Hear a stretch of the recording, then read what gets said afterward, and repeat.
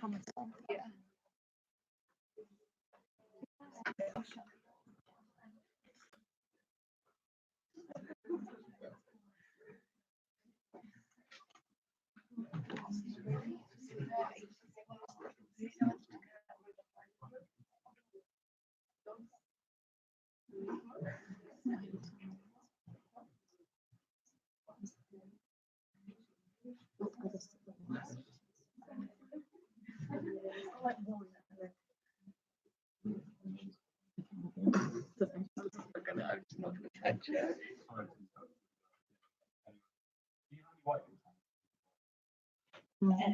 I don't personally.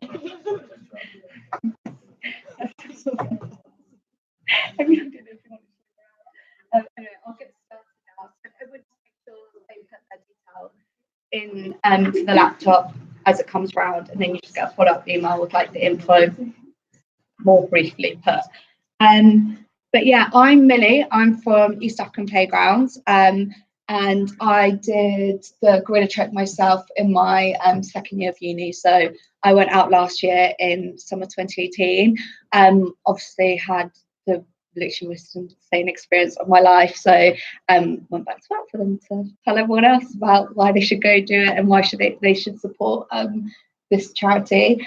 So I'm just going to run through everything about the trip. So from the moment that you land in Uganda to the moment you leave Uganda, and then tell you a bit more just about East African Playgrounds as a charity, what we do, who we are, because most people haven't really heard of us until we go into unis and talk to students, as we do predominantly rely on student fundraising.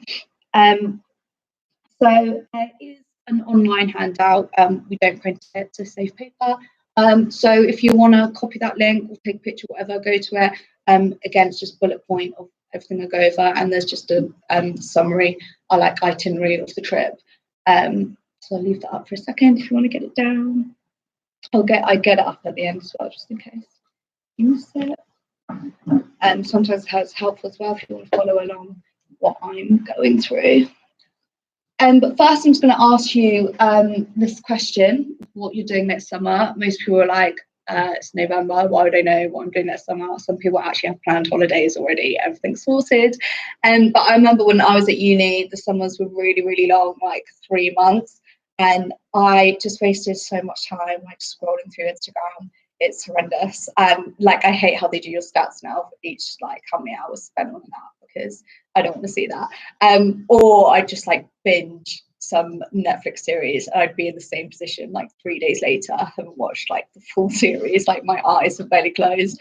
Which great to chill out and stuff, but bit of a waste. Usually the weather, to be honest, is just a bit shit because it's Britain. They don't really get that great summers. And unless it's the World Cup, then there's just nothing exciting really to do or follow. But so that could be a summer, maybe your usual summer, or you could be feeling a bit more adventurous, a bit more excited, apprehensive, because you might be going through a checklist, making sure you've packed everything, because you're about to head to the airport to meet the other participants in your group, who'll be wearing this bright orange t-shirts. I didn't wear mine today, I wore it all yesterday. That's enough. Like they're really bright orange. People love them. That have the East African Playgrounds logo on them, because you're about to fly across the world to Uganda, which is an award-winning country, not just for everything you can do that everything offers, but for its outstanding natural beauty. So maybe you're about to take on a challenge of a lifetime and something you'll never forget.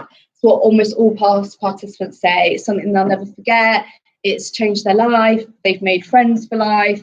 Those like the regular things, the feedback we always get, and that's certainly true for me. So this incredible experience is the gorilla trek. So because the 3-week trip is jam-packed with so much to do, we split it into 3 sections. We call it the Ultimate African Adventure, which by the end of this you'll realise it really is. So we split it into adventure, explore and develop. So I'll start with adventure, which is the beginning of the trip. So this is the trekking itself. So you trek for 5 days. You go over all terrains the world has to offer. So you go over mountains, you canoe across beautiful lakes, And then you trek through dense jungle, all on your way to Windy National Park, and you meet a whole host of people during the trekking time.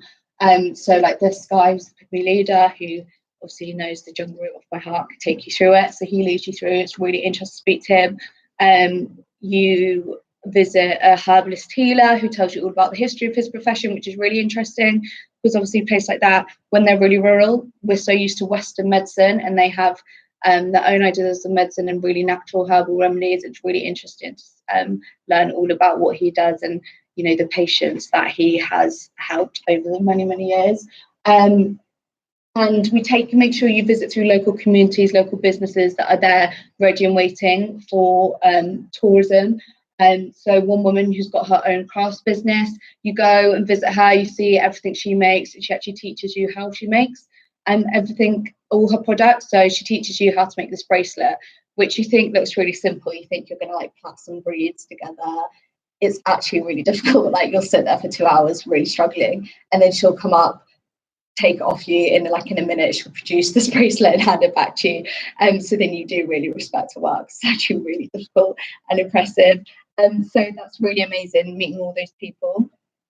In the evenings, you'll camp on islands in this massive lake, which you tend to be trekking around. So all these pictures are from my trip. That was the view. I think it's the third night. And you're literally on this island looking out to the stunning lake, and you'll probably take like refreshing dips in there after your day's trekking, and then you eat dinner around a campfire. So like this whole 5 days are just really, really special, and you'll see some of the most beautiful sights you will ever see, such as this one on day 4, which we always like to talk about. So this is when you reach the border of Uganda and Rwanda and you're trekking around that area. You come around the steep corner, and in front of you, you see several Rwandan volcanoes. My boss always says, like, say inactive volcanoes, so people know, like, obviously we don't take you to like burning lava and stuff spitting up on the border, but no, inactive volcanoes, and it really is stunningly beautiful. So like there's a path going this way. This is where I stood into the picture. But everyone stops in this part and like just sits up against the grass bank, just looks at it. Even if first that will take pictures, then like phones go away and everyone just literally sits and stares at it, because this literally can't capture it. You can see all around that side. It is so beautiful. It's overwhelming how incredible it is. And it's really nice to think this part, because people have so many conceptions of what Uganda is going to look like, what they think it will be like. And this completely blows all of them out of the water.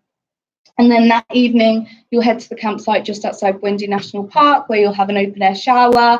So that's just on the edge of the jungle. So you literally have like monkeys swinging in the trees above you. You can hear all the jungle sounds. And then you get an early night, because the next day you're going to get up about 3 a.m. It's still dark, and there's a buzz of excitement through the camp, because you're about to head to the jungle entrance, to the gates. Head to the edge of the jungle, because this is the day that you the last remaining silverback gorillas. So like I said, these are all my pictures. So this is literally what you see. I remember we came out the trek at the end like, oh my god, we saw a baby, like we saw a baby gorilla, and they were like, yeah, we saw a baby too. And the other group's like, yeah, we saw a baby. So then you realize they're tracking like different families, so you see a family. So it's really nice to know that you're going to go and experience like a full family there. So you trek through the jungle, you've got your guide in front of you, and because the jungle is really thick and dense, he has to kind of cut away at the undergrowth and leaves in front of you so you can get where the gorillas are. And that also means you're walking in a path, because they're constantly moving, that no one's walked before, and likely no one will walk again. So you're literally trekking through jungle that you can say only like you have actually explored that part of Windy National Park. And then eventually the guide will be on the phone back to people tracking. He's also like monitoring like for fresh gorilla poo, like can read it all. And then you can tell like there's a bit of a buzz, so you can tell like you're about to find them. And then you'll get through a bit of jungle, and there they'll be kind of sprawled out in different areas. And you see silverback, mum, baby, like an adolescent gorilla, and it obviously is incredible. Like everyone takes their pictures, but a lot of it you actually stood there just trying to watch them, because you cannot believe before your eyes that that is actually a wild, like, gorilla in front of you. It's really, really surreal, and it's so incredible. They're not domesticated, so it just means that they're obviously not pets. Like, you can't go pet a baby gorilla, but they're used to like human company, because they just see you as other jungle animals just stood there, so they just carry on with their normal business. So it's really nice to see them truly in their natural habitat. So you spend an hour in their company. I saw a mum breastfeeding her little baby, and this baby was constantly trying to climb away. We saw silverback, which is really big, bigger than you think. I was like stopped at one point, literally in his like path, and then just fell asleep, stood like that. And so then all of us were trying to like creep around at the guy's like, it's fine, it's fine. But obviously the rest of us like, I don't want to wake and sleeping silverback. So and then this was the little adolescent one that we saw, who literally ran up to us, well, ran up to me and this other girl on my thing, literally stood like this far from me and beat his chest at me, and then ran off again. And obviously he's like this big, and like his face is that cute. So like, that's really cute. You're trying to intimidate me, but that's not going to happen.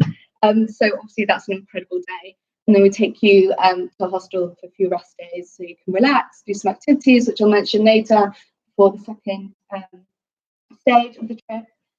So this is when you'll be in one of our partner primary schools, and you'll live and work in the school. In the morning, you're supporting one of our Uganda build teams with your unskilled labour. So getting involved in the manual labour, involved in the builders playground, literally from scratch. So you'll see like just a dry, empty patch that's kind of used as a playing field. And you transform it into a bright, fun, safe playground. So get involved in all aspects, like digging natural foundation holes to start with, to bolting tyres, hand mixing cement, and then finally painting the playground.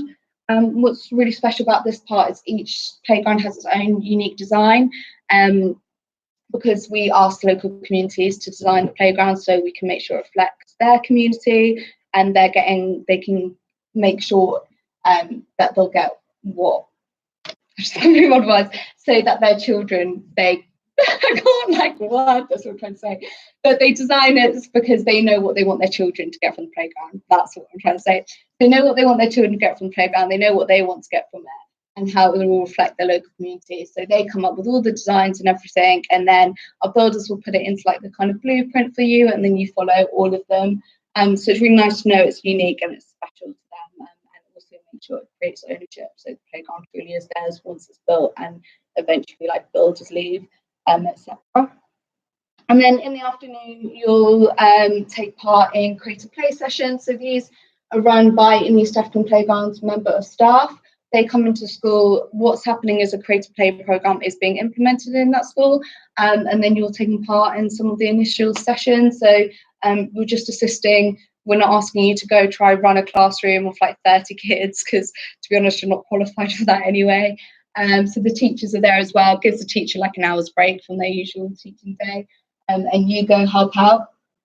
With the younger kids, this tends to be stuff like arts and crafts, because the sessions for younger children are kind of starting to just boost that initial creativity and encourage that initial desire for creativity, because that's really important in education, but also in employment and further life. And then with the older kids, obviously it's a bit more developed than that. But this is really fun, because you're part of like those initial sessions of the programme, and the initial sessions of the kind of change in their education that's going to work way, way better for them.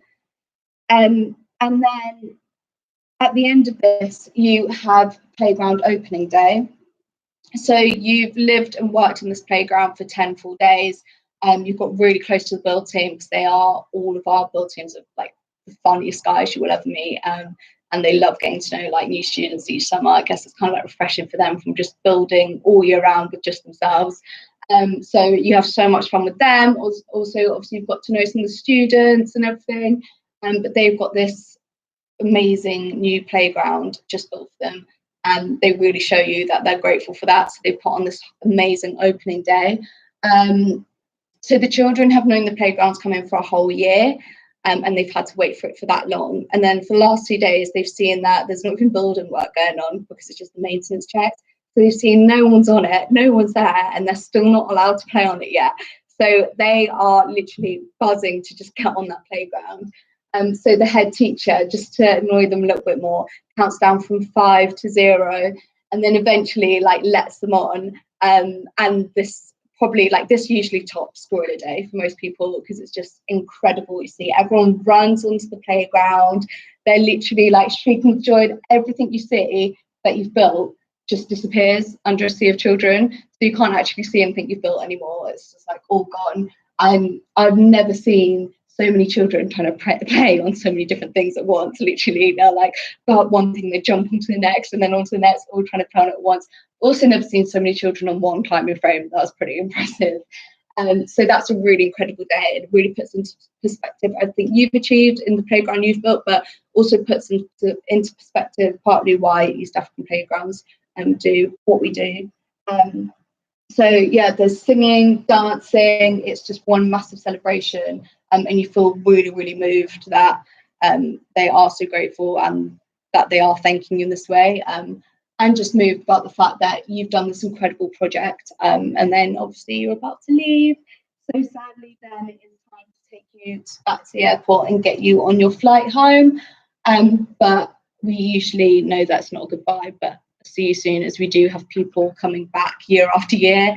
I know so many people have done it 2 or 3 times, which shows how pretty incredible it is, because it's the same track. It's a different playground, but it's still a playground build.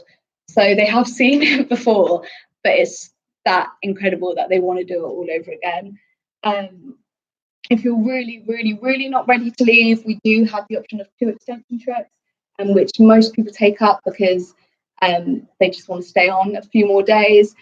So one of them is a safari. It's 3-day, all-inclusive. Uganda has the big 5, so you get the opportunity to see them. So there's rhino, lion, giraffe, hippo, crocodile, wildebeest. They've got pretty much everything. Like I said, it is an incredible country. So one of the best places to go on safari. You get 2 game drives and a boat trip. But if you want something a bit more high adrenaline, there is also the kayak the Nile option. So this is taken on the whitewater rapids. Uganda has like some of the best whitewater rapids in the world, and for people who are into their kayaking, things like that, is apparently on the top of the list to get to Uganda and take on their rapids. And we do it with a company that works with the national Ugandan team. So you're in a tandem kayak with one of them. So you're literally with the best of the best in the world. So that's pretty incredible experience. Definitely a bucket list thing. So obviously you can see that this is an incredible adventure. You've got the gorillas, you've got exploring outstanding natural beauty, and then you've got your massive project on the playground where you're building this playground from scratch and completely changing the primary education of those children. But we still get similar questions. Why play? Why do you build playgrounds? Why don't you go build a school, etc.? And it's a very valid question, because there's so much more to play than people know. People think it's just for fun. It's just when kids mess about. That's not entirely true. So play is fundamental for the development of a healthy child. It's actually a protected right under the UN Convention on the Full Rights of the Child. So it's vital for them to develop their social, cognitive, emotional and physical skills. And just the way that the brain works when you're primary school aged is that unless kind of creative methods are used and it's done with play involved, you just don't take on concepts properly, and it gets really, really frustrating because children are naturally very creative. And if you stifle that, then you're kind of changing how they're going to learn in future. But you're also stifling a natural way they learn. So it's really frustrating, especially at that age. If you go home from school and think, I can't understand that, I can't learn that, you don't know why at that age. So that's really frustrating. But obviously, as proven, play and creative methods work really, really well. And they're having massive impacts on the schools where we've built playgrounds and implemented the play programme, especially across East Africa and in countries like Uganda, where outside of school children usually get jobs or help with chores at home. There's barely any play facilities, and in school teaching's done in a rote style, so they'll need massive classes, and it's done where the teacher literally will stand at the front and be like 2 + 2 = 4, and then you've got to repeat it back to them. and then you just repeat and repeat, and that's where it's learned. So there's no concept of, what is two, and why does that make four? Whereas I don't know if you remember when you were younger, often use stuff like counters and Lego and things like that, and that's a creative way to get your head around what these concepts actually are. So as you can see, it's really, really important work. There's very few place-based charities across the world, but the need for play in society is a global issue, and we're one of the very few charities who focus on this. So we do need you to help us and come out to Uganda and transform a dry, boring, empty playing field like this into a bright, fun, safe and exciting playground that will benefit over 1,500 children across the next 15 years. So that's also great to know that when you step back from your playground, it's going to benefit that many children for that long. And we always say that good education is a good start to life, and you'll be helping to deliver that, because those children where you build the playground and where the play program is implemented will be able to practice their motor skills, their cognitive skills, develop themselves physically, and focus way better in class, which we'll go into a bit later. So, the statistic for me that kind of really sums up why it's so important is that 49% of people in the UK go on to further education. So uni or doing like an apprenticeship after school, college is a bit of a norm here. Loads of people do it. And that's why we have one of the world's leading economies.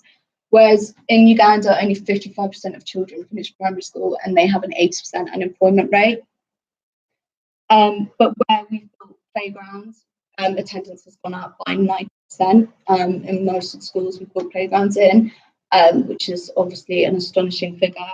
And they've shown great as well for engaging caregivers and with the school environment. So building trust between the children's caregivers and the school environment, so they're way more willing to send their children off there for the day. And engaging children with the school environment. They're way more excited to come to school because there's an amazing playground they can go play on now. But also their time playing out there is building their social skills, but also giving them a break in between classes. So they're way better behaved and way better focused in class after. And so the charity ourselves, we started in 2009, so we've only been running for 10 years, and it's when 2 students went out to Uganda and built just one playground. Since then, we've built over 350 playgrounds and benefited 500,000 children. So in just 10 years, the work we're doing is rapid, having a really massive impact. So it's a really great time to come out and do your bit as well, because obviously we're hoping to start doubling our impact in less time. So you can see that obviously it's an incredible trip. It's a really great cause. It's a niche cause, but one that so many charities don't focus on, but has such great impact as it's displayed. So definitely something worth looking into and worth doing your bit for. But there are a lot of different charities and organisations out there that offer trips and volunteering experiences, etc. So I'll quickly go over why I think East African Playgrounds is the best charity to come and do something for.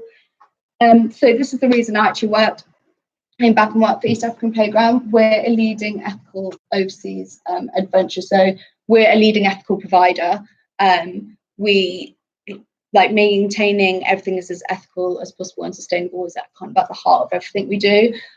So we're completely non-profit. All the money you fundraise goes directly to our charity, so to all the projects that we're doing in Uganda.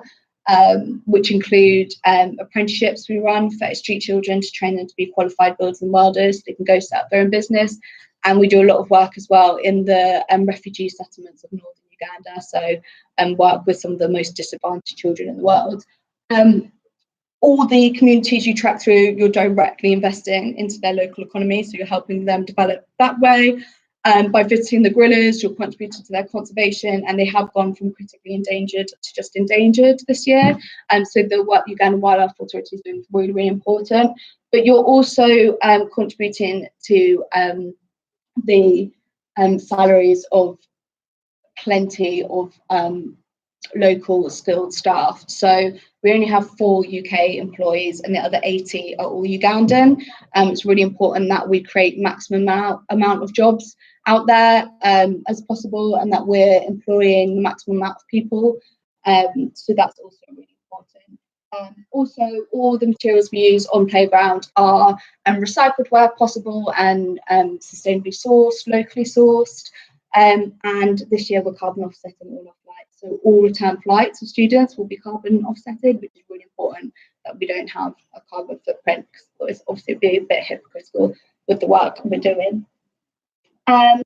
Secondly, because we're completely non-profit and we run everything ourselves, it means that we can keep costs really low but quality really high. So some companies profit from you, so they charge about £1 to £2 more because they're paying a lot of middlemen as well. And yeah, they outsource a lot of the stuff they do. Whereas because we run it entirely ourselves, we can have that full control over quality and making sure every part of the trip is kept at a really high standard, but also as low cost as possible. Because we do want as many people as possible to be able to experience it. We're also an award-winning charity for the support we offer students in their fundraising. We've won numerous awards. We work with numerous unis. So you know that whilst doing your fundraising, you are fully supported. I'll go on to this in a bit, but we literally hold your hand every step of the way. We don't let students say, go away, go fundraise this amount, come back to us, and then you can go to Uganda. And we're really involved in it. And the other thing is, we also, what's really nice, we don't just keep you up to date with everything that the money raised goes to, all our projects.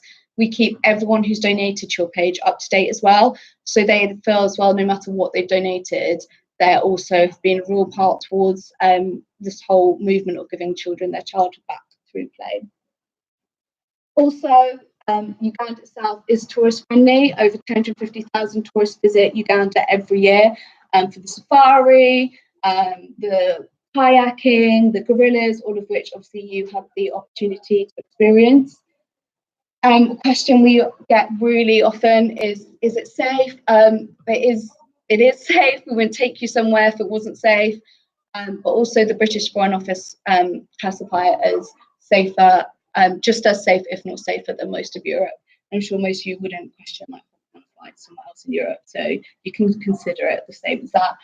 But we do have in a lot of detail on our website all our safety policies and risk assessments, so you can go and look through them, send your parents that way if they're worried, everything they want to look at on there. We're accredited partner of your university, so that just means that your SU has to do really thorough background checks into everything we offer you, and they're still proud to partner with us and have done for numerous years. So you know everything's above board. And finally, you have 24/7 staff support. So from the moment you land to the moment you leave, an East African Playgrounds member of staff will be with you every step of the way. So you're supported in everything you do whilst out there 24/7. Now, the big question most people come along for, what's it going to cost? Hopefully, with everything I've been through, taking it all into account, less than you think, especially if you've kind of researched into some other opportunities and looked at other volunteering experiences. So just to break it down, there is a registration fee when you sign up of £200, and that's just admin costs, so we can sort everything out for you on the trip, and so people like me can come and tell you about the trip in the first place. But that's the only fee you're paying towards anything like UK based, and it is fully refundable up to 7 days after paying, no questions asked. So if you do change your mind for whatever reason, you could get it refunded up to 7 days after paying. Then there's the fundraising, which is 2,200. For most people, they're kind of like, oh my god, no, that's me, done, I'm out, I'm not doing it. Honestly, it's way more achievable than you think. My next part is all about fundraising, and like I said, we give you overwhelming support, so you don't need to worry about this whatsoever. And what's really nice is, as you know, as we're non-profit, all of that money is going directly to all the projects we're doing in Uganda, in country. Next flights, which cost around £600 to £800, that's a very much middle ground. They could be lower. If you left them till like 2 weeks before you fly, then they're probably going to be higher. But what we do is we're partnered with STA. So all you do is ring them up. They've found the flights for your dates that you go out. they found the cheapest flights for those dates, and they've got a group discount on them because obviously they're offering them to say all the found students are going on those dates. And then all you have to do is pay a £99 deposit, and then you secured a place on those flights. So if you do it before Christmas, flight prices tend to be low. I know people booking on them at the moment are getting flights around £450 return flights. So don't take my word for it, but that's the last person I spoke to got their flights for £450 at the moment. And we do say as long as you book before Christmas, they tend to stay around the area quite low, return flights. And like I said, all you have to do is pay £99 to begin with. Then you secure that flight, and you don't have to pay until 10 weeks before you fly. So you've got all year to save up or fundraise for the flights. If you do fundraise, all we ask is that you just clear. Once you've raised your 2,200 above that, you can claim back the price up to the price of your flights.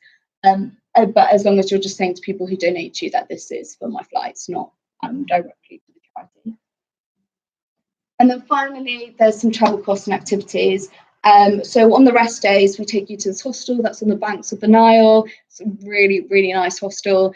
And like I said, literally on the banks of the Nile, so you can just chill out under Uganda's sun in the hammock by the Nile if you want, for a few days. Or you can take part in the activities. There's loads on offer: quad biking, bungee jumping, kayaking. You can do one day of the whitewater rafting, so whitewater kayaking. Horseback riding on the banks of the Nile, there's loads. So, but you don't have to decide them until you're in country. You can let us know, and then you can see how much you've saved up or how much money you want to take out to Uganda and decide what to do then. And the other things are just things like vaccinations, insurance, and visas. But we give you full support. We don't, just because it's not included in fundraising, we don't leave you to sort it out. We'll tell you exactly how to sort out each thing and give you detailed instructions, support you every step. So just to quickly go over what's included. So your greener permit, all accommodation and food on project, support trek guides, support vehicle, 24/7 staff member, transport to and from the airport in Uganda. And then the only cost you have to do outside of the fundraising and that £200 registration fee are flights, fees, insurance, and vaccinations, and optional activities. And like I said, all of which we help you with. So let's just go on to fundraising. It is, people are like, I'm not gonna just do a bucket collection and get that much money in a bake sale. Like, that's not gonna work for me. There's tons of ideas. Fundraising is not bake sales and bucket collections, I promise you. Both are great and they do really work, but there's way more. And what we do is we come back, we do a welcome meeting, and in this we give you fundraising training. So we help you think about ways to make money out of things you like doing and things you would be doing anyway, because we know obviously uni students, you're so busy, you've got your course to start with, you've got any societies and sports clubs you're part of, and then to have fundraising on the side may seem like a lot. So we want to help you plan it all, get it all sorted, so that you can see actually it's really not going to take up much more of your time, but also we can make it so it's something you're going to enjoy doing anyway, because it's stuff you would be doing or stuff you enjoy doing, but we've helped you think of ways to actually fundraise from those things and make money from it. So obviously it does include things like bake sales and bucket collections, but there's also things like putting on a quiz night, a karaoke night, doing sponsored events like half marathons, reaching up to old school, things like that are kind of some of the more mainstream ideas that most participants usually do 2 or 3 of. And these are 2 past case studies, just to give you like a feel. So there's Megan, who she cleverly got her stepdad to do a sponsored cycle, but he did it with his colleague, which meant that her stepdad reached out to all of his contacts for donations, but then his colleague also reached out to all of his contacts for donation. So just in that, Megan has tripled the amount of people she's reaching out to for donations for her fundraising. Ollie took a bit of a different approach. He wanted something kind of like quick and easy. So he Facebook live streamed himself wearing a giving birth pain simulator, but raised 500 from that. Yeah, £500 from doing that, because obviously he's on Facebook Live in horrendous pain and people just kept donating for it to keep it on longer and longer. So it worked really well. And then he got towards the end of his fundraising and he was like, oh, I've still got about 400 left. I didn't know what to do. So like, oh, what worked well for me? The live streaming. So went back on Facebook and live streamed himself eating the durian fruit. If you haven't heard of these, they're disgusting. Apparently, in like loads of hotels and stuff where they're naturally grown in Southeast Asia, they're banned just because they like will put off customers and potential people come to the hotel because the smell is horrendous and it's massive, as you can see. And so he ate that on his like grim, but again raised 400 quid because people were enjoying it. And so yeah, he could pretty much do anything for money and a good cause. But also what's important to emphasize is they're very different ends of the spectrum. So Megan reached out to friends and family at home, Ollie reached out to friends, contacts on Facebook. You don't need to rely on anyone else with fundraising. Loads of people say, well, I don't actually have that support back home. I don't have that kind of family network and I wouldn't be able to get donations there, especially international students, because fundraising is a very British concept. And some people, you know, they've just started uni or they actually spend a lot of time at home while they're at uni, so they don't have that kind of support network at uni. They don't know many people on campus. They don't know many people at uni. That's absolutely fine. Like I said, we give you tons of resources. So there's so many ideas there that you wouldn't need to rely on anyone else. Just one example is we've written out emails for you. So one is an email that you can do to businesses you find who are like, businesses are always great to write to. So you just copy and paste it, send it off. And businesses like to make like donations to projects like this. Because then they can say like, oh, we sponsored a student to go out to Uganda and build it, even though they haven't, they can say it and say what they've done for charity, so it looks good for them as well. That's just one idea and a pretty easy way to make money. Also for bucket collections this year, so we'll book you in loads in local areas, but also back in your hometowns where you live. We have got card readers, so that's going to make them way more lucrative, because when people are walking past and they're like, oh, I've got change, I've got change, you can just flash the card reader and they're not going to say, oh, I haven't got a card. Like they've got a card, so they can donate to you. So that should make them way more effective, which is really great. If you go out and stand somewhere for 6 hours, it's not much effort, and the money you can get from that, especially if you stand places like by Marks and Spencer's, they tend to be really lucrative.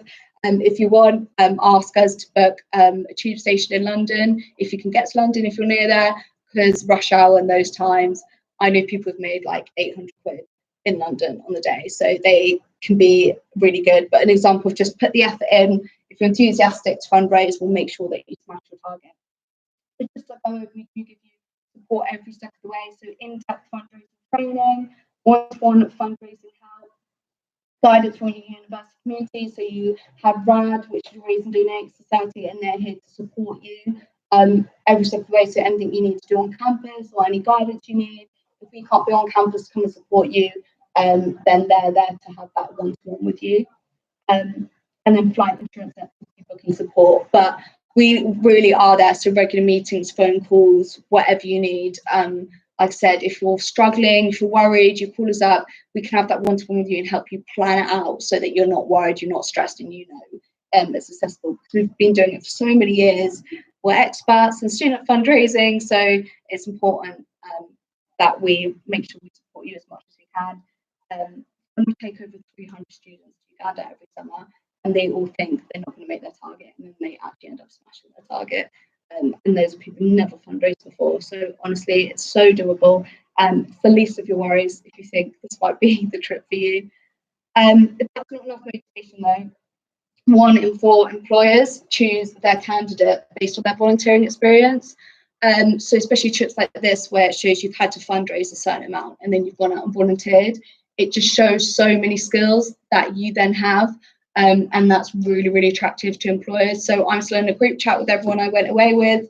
And one girl literally was in London in September doing interviews.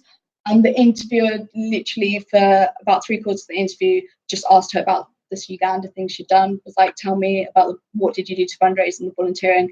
Shows stuff like time management, resilience, the ability to get things done, that you've probably got quite a lot of confidence, which you'll build doing something like this. So it just shows such a host of really impressive skills, and just by the fact you've done that they'll love. So that's really great to have. And we give you references. Everyone who's been out on a trip, we give you references for future employers. Also, we keep you updated with the difference that you'll make every step of the way. So, for example, just £5.11 gives another child access to play facilities. So, you know, when you've raised just over a tenner, you've given 2 children access to play facilities. And like I've explained, you know the impact that will have for them. So we keep you up to date. So that's really nice and motivating when you know you've hit a certain amount of money. Oh, I've given an X Street child an apprenticeship and to become a qualified builder and welder, and that really keeps you going. We also give you like this little infographic that's got the cost of everything we do. So when you share your fundraising page, like on Facebook, you can share this with it. So people, if they think, oh, I should put in a £5, they might see, oh, for example, that I could give 4 children access to play facilities, I'll chuck in 20 instead. So, or, you know, apprenticeship costs 50 quid. I do have that. I'm going to give an extra child apprenticeship and put that in. So that's really great. I'll stop talking to you non-stop for a little bit and just show you a quick 3-minute video so you can see what past participants had to say as well.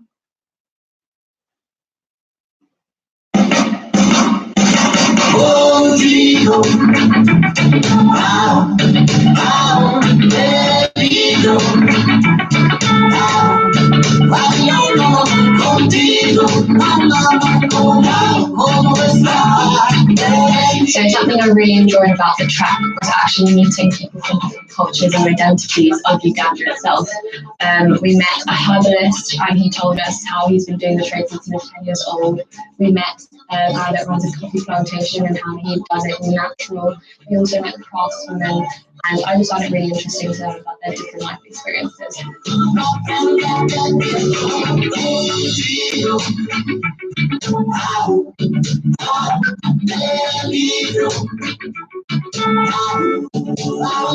My favourite part of the trip was definitely the gorillas. I just had no idea how close we were going to get to them.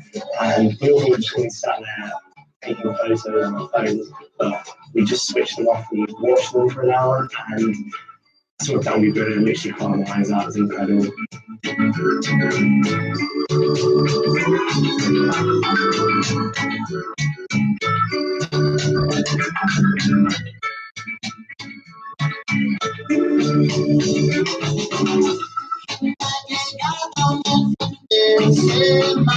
The best part of the trip, without a doubt, is playing with the kids during creative play.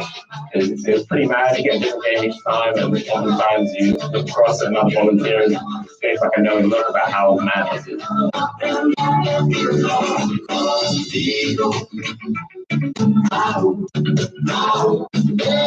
favourite part of the trip is definitely we just count down 5, 4, 3, 2, 1, and they just absolutely run. They're so excited. The flavour just disappears in children. It's just amazing. You get so emotional on the last day, and it's just a great way to.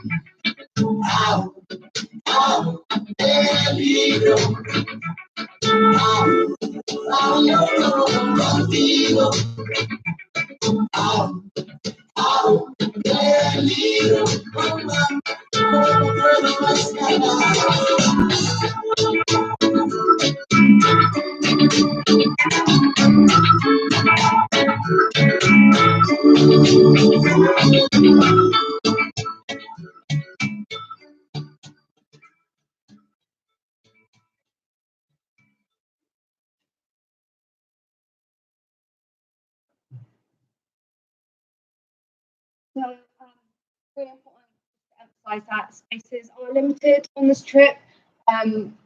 We can only get so many gorilla permits for the day that you'll be going to see the gorillas. So we can only take out so many students from each university. So we only have 10 spots for Falmouth, and 3 of them have already gone. Just from people I've spoken to, like yesterday, that seemed really, really keen and went away and just grabbed that spot on the sign-up link. So obviously go away, think about it, speak to your parents. But if you think, actually, yeah, this is something I do really, really want to do, then grab your place, because they do go quickly. And then we have to send out an email once they're gone to say, sorry, everyone, there's no more places left for that uni.